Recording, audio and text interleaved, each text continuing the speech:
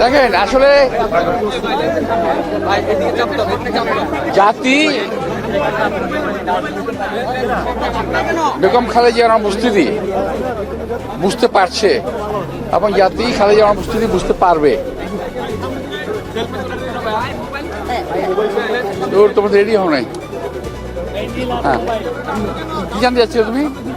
এই যে তার এখন যে গণতন্ত্র বিতরণের এই সময় তার চলে যাওয়া আসলে কি ধরনের শূন্যতা তৈরি করবে? এটা হলো আমাদের সকলের দুর্ভাগ্য। যখন অনেক আন্দোলন করে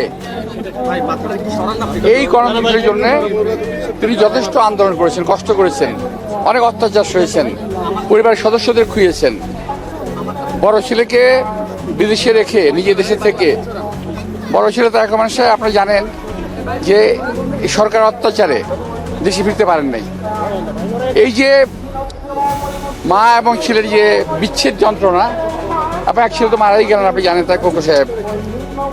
তো এই যন্ত্রণাটা ওনার সহ্য করা খুব কঠিন ছিল। তারপরও দেশের মানুষের দিকে তাকিয়ে উনি সব কিছু সহ্য করেছিলেন। আজকে ওনারই আন্দোলনের, ওনারই ত্যাগের, অত্যাচারের যে সহ্যশীল ছিল, উনি সেই অত্যাচার সহ্য করে আজকে গণতন্ত্রকে এগিয়ে নিয়ে গেছেন।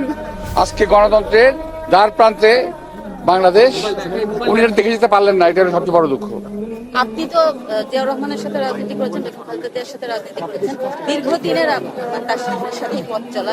তো আপনি ব্যক্তিগত জায়গা থেকে আসলে বেগম জিয়াকে যদি স্মরণ দেখেন, আমি অত্যন্ত সৌভাগ্যবান আমি বলবো নিজেকে। শহীদ রাষ্ট্রপতি জিয়া রহমানের হাতে ধরেই আমার রাজনীতিতে আসা। বিএনপি জন্মলগ্ন থেকেই, পরিচালনা থেকেই দলে আমি ছিলাম। অতঃপর আমার রাজনীতি লালিত হয়েছে আমাদের নেতা জিয়া রহমান সাহেবের, প্রেসিডেন্ট জিয়া রহমান সাহেবের মৃত্যুর পরে দেশনেত্রী বেগম খালেদা জিয়া, ওনার হাতে আমার রাজনীতি, আমার নিজের জীবন লালিত হয়েছে। ওনার স্নেহ সান্নিধ্যেই বড় হয়েছি। রাজনীতি আজকে যেখানে আমার অবস্থান, এটা সবকিছুই মূলে ছিল ওনারই অবদান। তো এই মুহূর্তে অনেক কিছু বলা আমার পক্ষে খুব ডিফিকাল্ট।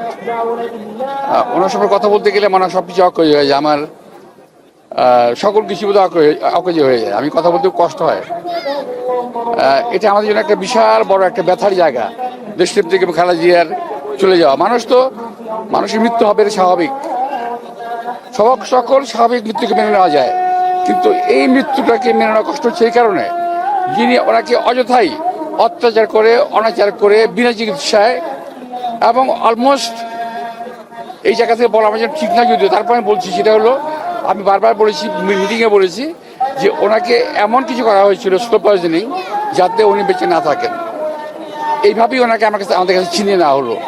এটাই হলো আমাদের ব্যথার জায়গাটা, এটাই হলো আমাদের পেইনের জায়গাটা। এই জায়গাটা যে যখন তুমি যেটাকে এনজয় করবেন, এখন একটা কিছু করে তুললেন, সেটা দেশবাসী এনজয় করতেছে, ভোগ করছে, এটা উনি দেখতে পারলেন না। সামনের দিনে বিএনপির জন্য কোনো চ্যালেঞ্জ আসলে তৈরি হলো কিনা? দেখেন, আমরা রাজনীতি যারা করি, আমাদের রাজনৈতিক দল যারা সত্যিকার দেশকে ভালোবাসে, সামনের প্রতিটা দিন তাদের জন্য চ্যালেঞ্জিং। যারা দেশকে ভালোবাসে, যারা গণতন্ত্রকে ভালোবাসে, যারা মানুষকে ভালোবাসে, তাদের জন্য প্রতিটা দিন, সামনের দিন বলেন, পরের আগের দিন বলেন, প্রতিটা দিন চ্যালেঞ্জিং। সামনে নির্বাচন ঘিরে আসলে এই যে তারিখ চলে যায়, এটা কোনো ইম্প্যাক্ট ফেলবে কিনা?